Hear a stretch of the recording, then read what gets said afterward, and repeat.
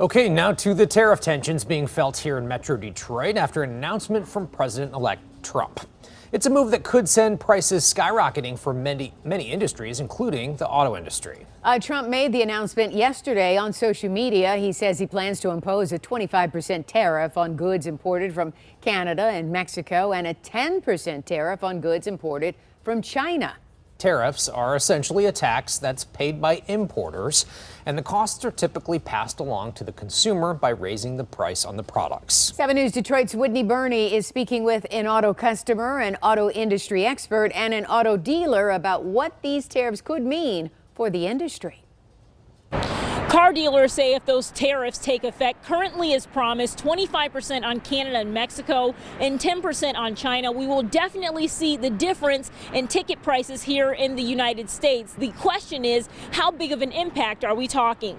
Looking for a new set of wheels. I personally like BMWs, so I'm looking around for them. I found one over there, found a few over there. Tony Attia is on the hunt for the best price. I'm looking to find something that's like not too overpriced, kind of like in like the 30s, 40s kind of range. A hunt that could be more challenging in the new year as President-elect Donald Trump is promising to impose tariffs on nations that build and export many critical auto parts to the U.S. It is kind of scary.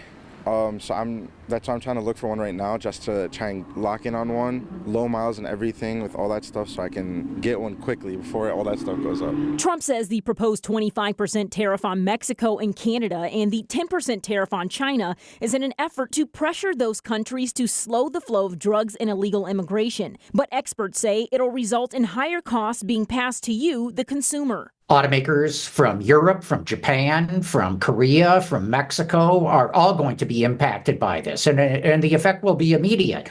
Now, the question is Trump really going to do this, or is this a negotiating tactic of his? Auto expert John McElroy says one of the first places customers would see that impact is right here at local dealerships. We're in a global car industry at this point, so every one of these cars has some piece or all of it produced outside of the country. Dealers say this is the first time they've seen proposed tariffs on this scale. We don't know what the final results are going to be when it's all said and done, so I'm not going to panic, and I'm kind of hoping that no one else panics either. But if you're in the market for a car now, there are still options as end-of-the-year deals ramp up. Consider leasing. Leasing gives people the opportunity, in most cases, to have a lower payment now with the option of purchasing that vehicle that they're leasing 2 or 3 years down the road. I'm confident that we're going to be in an upswing.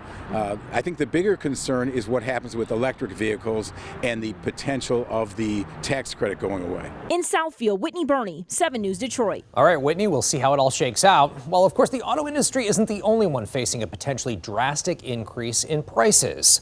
The U.S. Energy Department says oil is the top import from Canada, along with billions of dollars worth of wood and paper. Electronics are a major import from China to the U.S. each year, along with textiles, furniture, and toys. And the U.S. food prices may also see a spike. Around $20 billion in agricultural goods were imported from Mexico last year, including avocados. Carolyn?